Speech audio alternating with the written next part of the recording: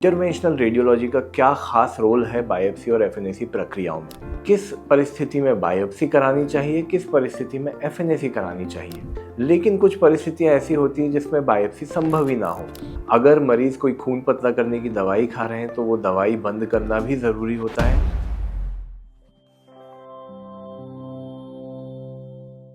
बहुत बहुत नमस्कार दोस्तों, मैं doctor Agamya Saxena, interventional radiologist Bhopal से फिर आपके समक्ष उपस्थित हूँ। इस नए वीडियो में कुछ समय ज़रूर लग गया, उसके लिए मैं क्षमा चाहूँगा। पर चलिए आज हम एक नए टॉपिक से इंटरवेंशनल रेडियोलॉजी के बारे में और बातें करते हैं। ये टॉपिक बहुत कॉमन है और हम में से बहुत लोग जिनको इस पर्टिकुलर जांच के लिए एडवाइस किया जाता है वो सुनकर घबरा जाते हैं। उनको समझ में नहीं आता कि क्या सही है, क्या गलत है, कहाँ कराना है, कहाँ नहीं कराना है। इस प्रक्रिया को बोलते हैं बायोप्सी और उसी से मिलती जुलती एक और प्रक्रिया है, उसका नाम है एफएनएसी। अब ये प्रक्रिया मुझे लगता है कि आपके घर परिवार में या आपके आसपास में किसी ना किसी को जीवन काल में कभी ना कभी एडवाइस ज़रूर की गई होगी। तो आइए हम सुलझाते हैं इस गुत्थी को कि बायोप्सी और एफएनएसी आखिरकार होती क्या है और इंटरवेंशनल रेडियोलॉजी का क्या खास रोल है बायोप्सी और एफएनएसी प्रक्रियाओं में। देखिए, सबसे पहले तो इनका मतलब हम समझ लें। बायोप्सी मतलब होता है कि शरीर के किसी अंग प्रत्यंग से एक मांस का छोटा सा टुकड़ा निकालकर उसको जांच के लिए भेजना, जिसको माइक्रोस्कोप के नीचे स्पेशल स्टेन्स यूज करके ये देखा जाता है कि उसमें किस प्रकार की सेल्स हैं, यानी कि किस तरह की कोशिकाएं हैं। यह कोशिकाएं बेनाइन ट्यूमर की तरफ भी बता सकती हैं, इन्फ्लेमेशन यानी कि सूजन की तरफ भी अंदेशा दे सकती हैं, इन्फेक्शन, किसी कीटाणु से हमको इन्फेक्शन लग जाए उसकी तरफ भी इशारा कर सकती हैं, और सबसे ख़तरनाक चीज़ जो हम में से कोई नहीं सुनना चाहता वो है कैंसर। कैंसर की तरफ भी ये बायोप्सी की जांच इशारा कर सकती है और इससे हमको एक फाइनल डायग्नोसिस मिल जाता है कि आखिरकार एक पर्टिकुलर गठान या एक पर्टिकुलर समस्या जो हमारे शरीर के किसी अंग में उत्पन्न हुई है वो किस प्रकार की है, जिससे उसके आगे के इलाज के बारे में हमको एक ट्रीटमेंट का प्रोटोकॉल मिलता है और हम डिसाइड कर पाते हैं कि आगे ट्रीटमेंट क्या करना चाहिए। उसी से मिलती जुलती एक जांच है जिसको हम बोलते हैं एफएनएसी। फुल फॉर्म है फाइन नीडल एस्पिरेशन साइटोलॉजी। अब हिंदी भाषा में, सरल भाषा में अगर इसको समझें तो फाइन नीडल मतलब एक पतली सुई, एस्पिरेशन मतलब कोई चीज़ खींचना, कोई चीज़ सक्शन करके बाहर निकालना, और साइटोलॉजी मतलब उन सेल्स की जांच करना। तो बायोप्सी और एफएनएसी में मेन अंतर ये है कि बायोप्सी जो है वो मोटी सुई से की जाती है जांच, और एफएनएसी जो है वो फाइन नीडल यानी कि एक बहुत पतली सुई से की जाती है। अब ये समझना बहुत ज़रूरी है कि भला इंटरवेंशनल रेडियोलॉजिस्ट का क्या रोल है इसमें। तो ऐसे समझिए कि 70 से 80% जगहों पर हमारे शरीर में गठाने या समस्याएं ऐसी जगह पर होती है जहाँ पर हम बाहर से ही देखते हुए बायोप्सी नहीं ले सकते। मतलब हमको सोनोग्राफी या सीटी स्कैन या एमआरआई या कभी कभी एक्सरे की मदद से उस जगह तक पहुँचना पड़ता है, जिससे हम प्रिसीजन के साथ, मतलब सावधानी के साथ भी और सही जगह पर भी उस सुई को पहुँचाना भी एक प्रमुख काम होता है। ये सब चीज़ों का ख्याल रखते हुए हम उस जगह पर सुई पहुँचा सकें और सही जगह से सैंपल ले सकें। तो इसलिए इंटरवेंशनल रेडियोलॉजी गाइडेड यानी कि इमेज गाइडेड बायोप्सी और एफएनएसी ऐसी प्रक्रियाएं हैं जिनको अक्सर हमारे पास जांच के लिए भेजा जाता है। तो मान लीजिए किसी के लिवर में एक 2 या 2.5 सेंटीमीटर की गठान है जो सोनोग्राफी या सीटी स्कैन पे पता चली है। अब मरीज़ और उनके जो ट्रीटमेंट करने वाले डॉक्टर हैं, चाहे वो ऑन्कोलॉजिस्ट हो, चाहे वो लिवर स्पेशलिस्ट हो या गैस्ट्रोएंट्रोलॉजिस्ट हो, उनके लिए ये जानना बहुत ज़रूरी है कि ये गठान किस प्रकार की है। अगर वो गठान बिनाइन ट्यूमर है या ऐसे ही कोई इन्फेक्शन है तो शायद उतनी चिंता की बात ना हो। अगर वो गठान कैंसरस है यानी कि मैलिग्नेंसी की तरफ इशारा कर रही है तो फिर ये सबके लिए चिंता की बात हो सकती है।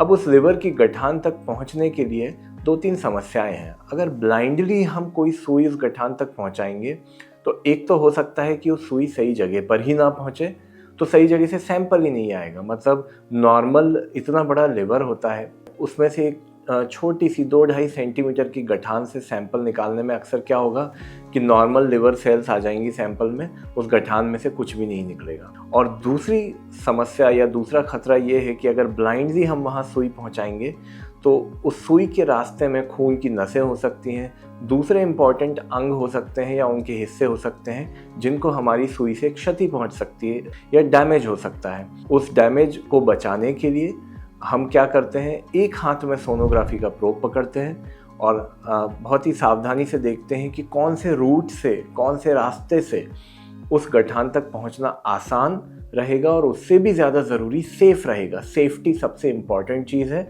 और आसानी सेकंड मोस्ट इम्पॉर्टेंट चीज़ है। तो मैं सोनोग्राफी में देखते हुए उस गठान को फोकस करूँगा और अपने दूसरे हाथ से उसके बगल से प्रोब, सोनोग्राफी का जो प्रोब होता है उसके बगल से उस सुई को ले जाऊँगा और ये सुनिश्चित करूँगा कि ये सुई उस गठान के सेंटर में पहुँच जाए बिना किसी बड़ी खून की नस को क्षति पहुँचाते हुए, और फिर मैं उसमें से सैंपल निकालूंगा।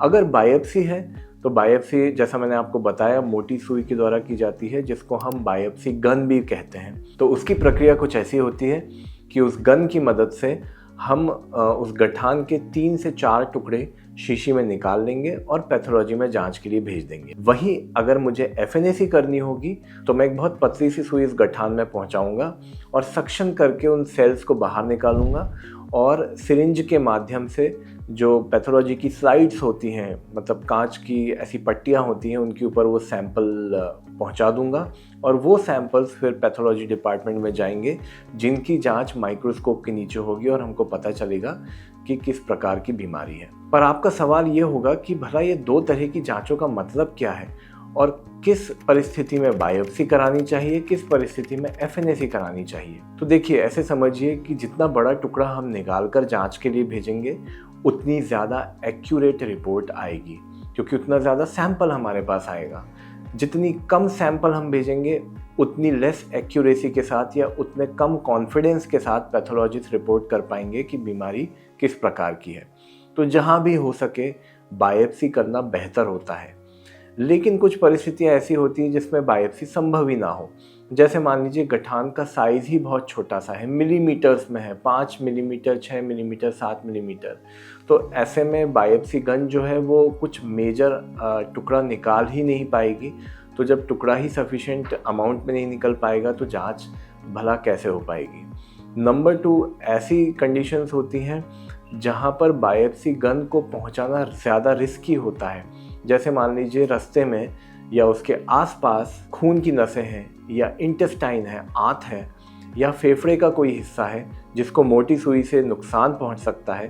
तो ऐसे केसेस में हमारा डिसीजन होता है कि हम इस पेशेंट में बायोप्सी ना करके फाइन नीडल एस्पिरेशन साइटोलॉजी करेंगे, क्योंकि ये बहुत ही कॉमन सेंस की बात है कि अगर हम पतली सुई से जांच कर रहे हैं तो रिस्क कम है।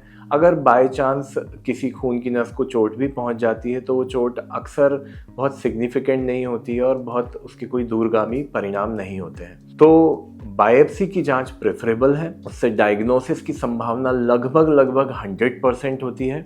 एफएनएसी की जांच में लगभग 70% चांस होते हैं कि हमें कोई डायग्नोसिस मिल जाएगा। करीब 30% चांसेस होते हैं कि एफएनएसी हमें किसी डायग्नोसिस तक नहीं पहुंचा पाएगी। ऐसे केस में फिर हमको ओपन बायोप्सी यानी कि एक्सीजन बायोप्सी भी करनी पड़ सकती है, मतलब चीरा लगाकर उस गठान में से सैंपल निकालने का काम भी करना पड़ सकता है, पर ज़्यादातर केसेस में इसकी ज़रूरत नहीं पड़ती है। इसी के साथ ये भी समझने वाली बात है कि बायोप्सी से पहले हमको कुछ विशिष्ट खून की जांचें करानी पड़ती है कि मरीज़ को कोई ब्लीडिंग टेंडेंसी तो नहीं है। अगर मरीज़ कोई खून पतला करने की दवाई खा रहे हैं तो वो दवाई बंद करना भी ज़रूरी होता है, क्योंकि बायोप्सी के साथ, जैसा हमने बात करी, ब्लीडिंग की रिस्क ज़्यादा होती है।